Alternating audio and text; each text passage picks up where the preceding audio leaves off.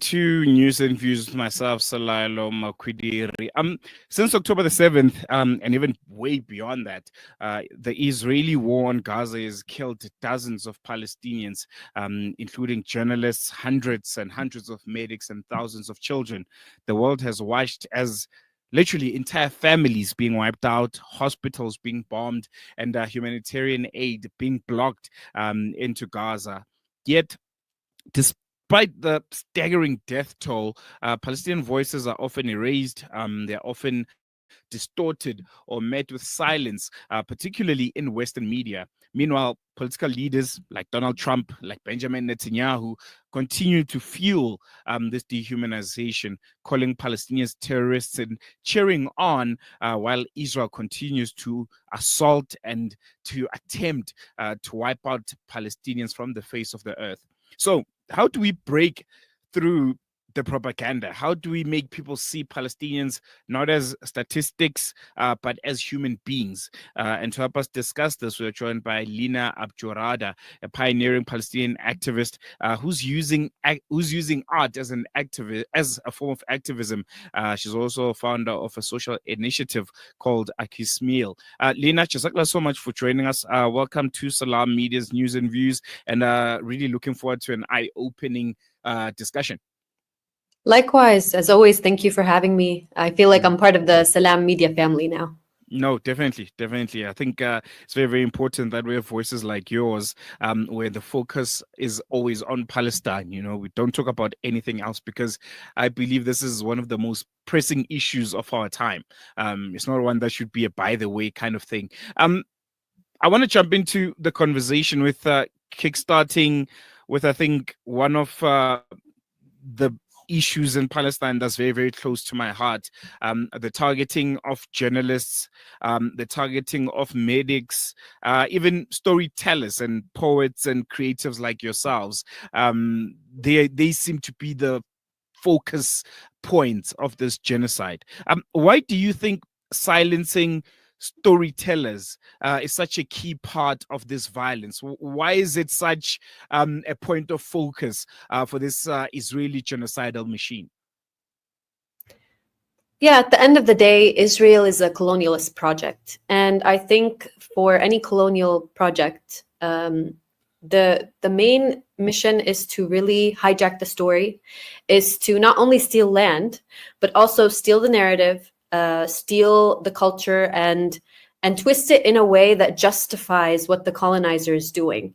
And so I think it's very important for Israel, since its inception, since this idea of a land without a people for a people without a land, since this lie that, you know, this land was empty and just waiting for these Jewish refugees, that's really when it started.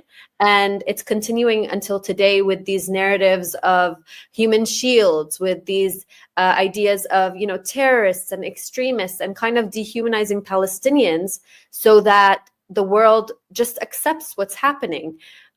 This is why when a Palestinian child is murdered, the world is silent. But when a Ukrainian child is murdered, the world isn't silent. So it's basically just playing on these white supremacist ideologies that govern our world today, unfortunately. No, definitely. One of the stories that really, took the headlines this past week was that report, that Israeli report on the killing of over a dozen Gaza medics and rescue workers. The Israeli army claimed, the deaths were a result of operational misunderstandings and professional failures, and ultimately there was just one senior commander that was dismissed over this, gross incident, if I can call it, this gross killing of people that are essentially put there to help aid those that have been affected by this genocide. The Israeli propaganda machine has become too good when it comes to obscuring the full truth. They've become so good when it comes to spreading propaganda. And my question, especially when I'm always talking to people like yourselves, people who have a platform, people who are conscious about what's happening in Palestine, is how does the rest of the world react to this propaganda? How does pro-Israeli supporters, people that are in solidarity with what's essentially humanity, react and try to counteract this kind of rhetoric? I think we need to continuously spit out the facts. Like we can't just accept these reports and kind of just give in and just say, oh, okay, another war crime committed by Israel, more words like professional failures that kind of just wrap everything up in these nice little words and kind of hide the truth. No, we need to continuously say the truth and say it step by step, because the facts don't lie. So what happened with these 15 medics was, and as we saw in a video clearly that was shared by one of the medics, Rifat Radwan, was, the ambulance had the lights on, the siren was on, it was a clearly marked ambulance, and these ambulances were attacked. Not only were they attacked, not only were they shelled, but then the medics who were alive and well were then tied. They were tied and, handcuffed and restrained. And then they were shot. Some of them were shot up to 20 times, 20 bullets, to the face, to the heart, to the chest. So this is what happened. After these judicial killings on point blank distance, the bodies and the ambulance were buried with sand. So these are the facts, and we need to continuously share these facts so that people don't hear words like professional failures and then, shift their attention to something else. So based on these facts, how, in what world can Israel justify what happened? Now, they conducted their own investigation, which in itself is laughable, because it's like Hitler conducting an investigation into the Holocaust, into the gas chambers, and then, obviously finding that there was no fault. So judge, jury, and executioner. Essentially, the old judge, jury, and executioner adage. Yeah. It's laughable that even we accept that Israel should conduct its own investigation. That's number one. Number two is that, they went through the Zionist steps, the Zionist propaganda steps, always, like when Shireen Abu Aqla in 2022 was killed by a sniper, like when the Baptist hospital was bombed in clear view. So the first thing is that they deny, we didn't do this. Once the evidence becomes super clear, they try to shift the blame. They say, oh, it wasn't us that shot Shireen. It was actually the Palestinian militants in, friendly fire. Or with the Baptist hospital, it wasn't us. It was a Hamas rocket. And in this situation, they blamed, of course, Hamas and this idea of human shields. They were Hamas operatives. 6 of these 15 medics were Hamas operatives, of course, with no evidence whatsoever. And then later on, they might say, oh, yes, maybe we did a wrongdoing. Maybe it was us. And then finally, they might give an apology. After all of this has happened, after all of the propaganda has happened, after the world opinion has accepted, that there's a probability that it wasn't them, or a probability that there was no wrongdoing. And so, of course, this whole process is pointless. But I think a child can see through, this propaganda sequence and what Israel really does. This is why I say that we need to continuously call them out on their bullshit. Essentially, we need to call them out and say, no, these are the facts. 1, 2, 3. So how do they justify burying the bodies? They say it's out of humanitarian causes because they don't want the wild animals, to dismember the bodies. Let's say, why would you bury the ambulance itself? These are the questions we need to ask, because it's just clear they committed a crime and they were trying to hide it. There's nothing more to it. And so we need to be very, very strong in continuously debunking these lies. No, definitely. And I want to touch to, I think, a point that you made, which I think at this point is even getting so old. The fact that in their report is suggesting that the IDF soldiers mistook the ambulances for a Hamas threat, and we all know that the medics were clearly marked. Their vehicles were marked. Their uniforms were marked. Is there a new way to respond to this Hamas operatives, excuse that the Israelis always make after something like this happens. You know, we've heard it so many times. The bombing of children, we thought they were Hamas operatives, journalists, Hamas operatives. Now even have medics, Hamas operatives. This phrase it's becoming so redundant now that I'm not sure if there's any other way to respond to it. Is there any other way to try and show the world and those that still feel it's a legitimate reason for Hamas to be killing literally children and saying, well, we thought they were Hamas operatives, so we get away with it because, well, we thought they were a threat?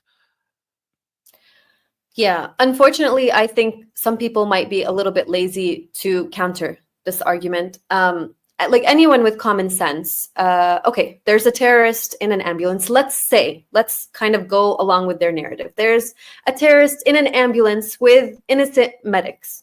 You know, the logical thing wouldn't be to blow the ambulance to bits and then take the operatives, tie them, and then shoot them point blank.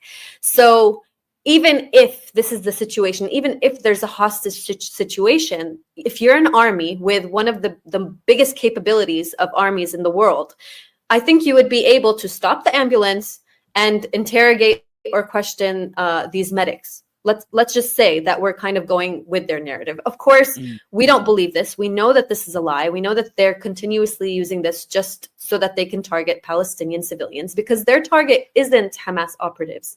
Their target is any Palestinian. And there's the proof of this is the targeting of Palestinians in the West Bank, because on average, a child a day is killed in the West Bank as well. And so why are they targeting these children when they're clearly not, hiding? No Hamas operative is hiding behind or in front of these children going to school, for example.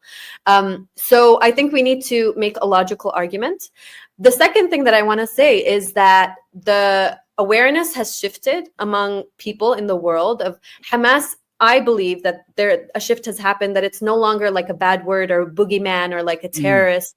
I think people have started seeing Hamas as legitimate resistance fighters. And I think one day it'll come to a point where this is completely unacceptable. So what if there was a Hamas operative? So what if there was a Palestinian defending their land? And I think the fact that Hamas has submitted a legal claim in the United Kingdom in order to be removed from the terrorist list, this is just a proof that it's progressing to becoming universally accepted as a resistance group, because under international law, Palestinians have a right to resist with arms and to defend their lands and their livelihoods. And so I think that's the other thing that we should focus on is completely, pulling the rug under this idea of the terrorist or the Hamas operative, or that, a Palestinian who holds a weapon is a terrorist.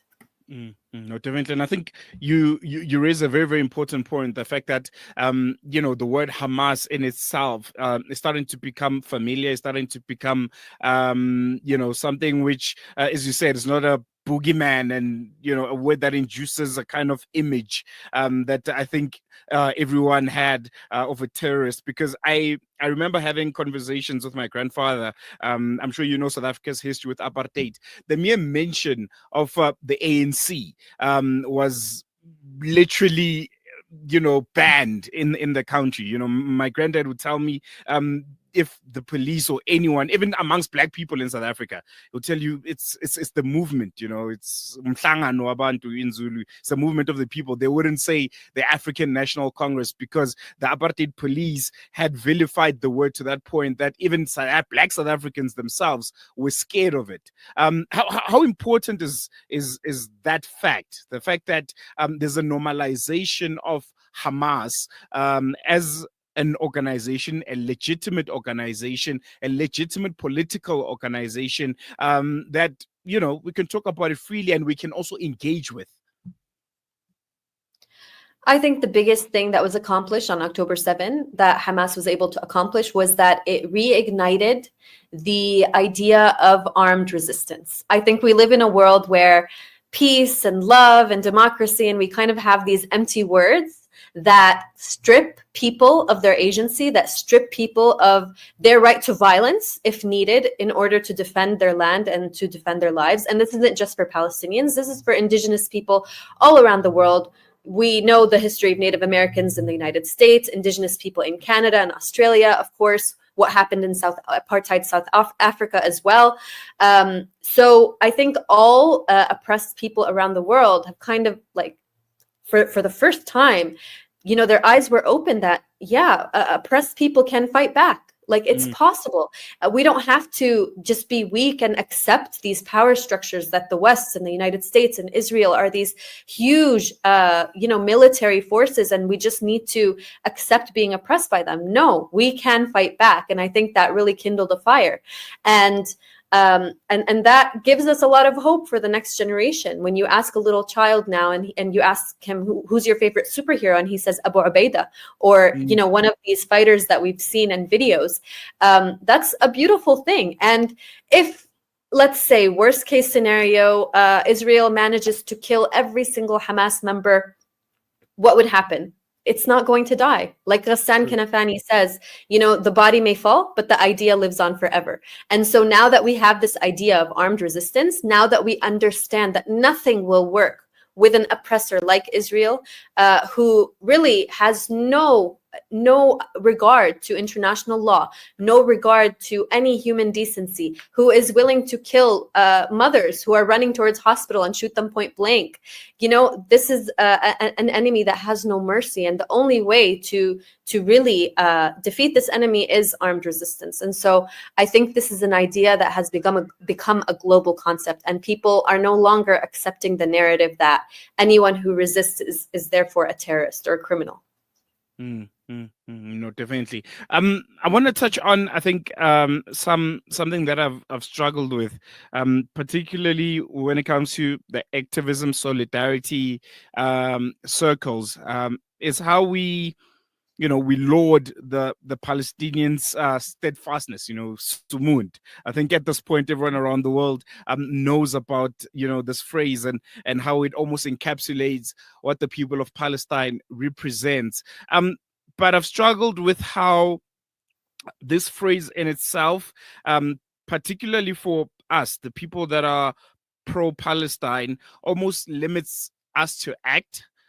Because we tend to view the people of Palestine and what they've endured but continue to survive, almost 76 years now since the Nakba and 57 years of the occupation.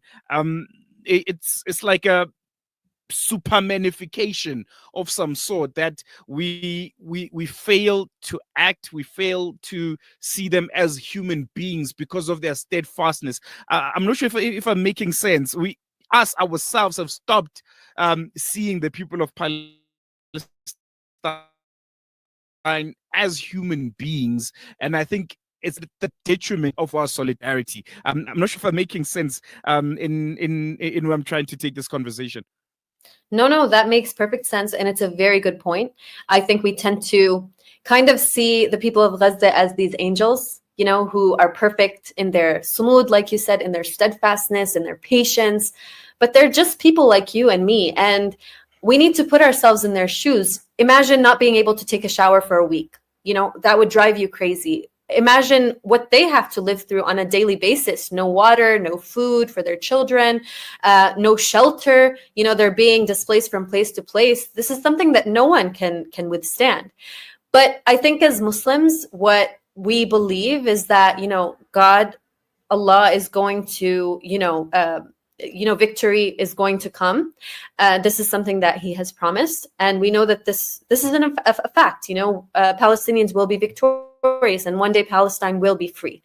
Now, the question is, what is our role in this? So really, Palestinians, they do need us, of course, but the real test isn't about like how are we helping them. The real test is where will we stand and how will we contribute to the liberation path or to the liberation journey? So we have this idea in Islam of, or it's even a verse of, please use us, please God, use us and don't replace us. يعني يا رب استعملنا ولا تستبدلنا. So will we be replaced with a better people who will help Palestinians and who will bring victory not only to Palestine but to the Islamic Ummah? Because Palestine is an Islamic land. It has Muslims who are being oppressed. So every Muslim needs to act in order to liberate it. And this is our duty. So will we be people who help that liberation come to be, or will we be replaced by people who are better than us? And so each person needs to hold themselves accountable. Like, what are you doing for Palestine? Even if you feel like there's no tangible result, it really does have an effect. And little by little, it's going to, kind of like pave the way to the liberation and really help change the world awareness about this idea. I'm sure, I don't know when, but I'm sure in the future, everyone will be calling Trump and Netanyahu a terrorist, clearly, publicly. And everyone will be calling a resistance fighter in Palestine as a hero. That day will come, just like it came for South Africa, and that idea shifted from criminal or terrorist into hero, into leader. And so it's just about asking yourself, what am I doing? Because it's my privilege to help the people of Palestine gain their freedom. That's how we need to think about it. No, definitely. And you mentioned something really, really interesting. This is just a fun fact. Nelson Mandela was actually taken off the terrorist list, the CIA terrorist list in the US in what year? It was around 2013. Imagine. Yeah. So it's a crazy concept of how this works. But just in closing this conversation, it almost feels like we are in a new phase of this genocide. We have the entrance of Donald Trump. He's come back. He's looking to shake things up and help his good friend Benjamin Netanyahu to try and literally wipe out the people of Palestine off their land, and if they could, off the face of the earth. How do we respond to this new phase? It's coming from all angles. It's coming from major news outlets, the likes of the BBC and how they've been reporting on Palestine, social media in itself, which granted, it has been means of spreading consciousness when it comes to this genocide, but it also in itself has become a double-edged sword because it's means of also spreading propaganda. As activists, as people that are in solidarity with Palestine, particularly right now at a time where there's an overwhelming feeling of helplessness, how do we react to this new phase of this genocide? It's heartbreaking. It's heartbreaking to see, the images of children without their limbs, or mothers saying goodbye to their only child, or a mother who carried her son after his feet were blown off, only for him to die in the hospital. Like, these images are painful, and I understand that, but I'm telling everyone, please don't look away. Please don't allow yourself to become desensitized, and at least follow the news. I know people who are like, I just can't bear it. I just can't watch the news anymore. It's our duty to at least understand what's happening, and in whatever capacity we can to resist against that. The concept of jihad that we have in Islam, there's more than one type of jihad.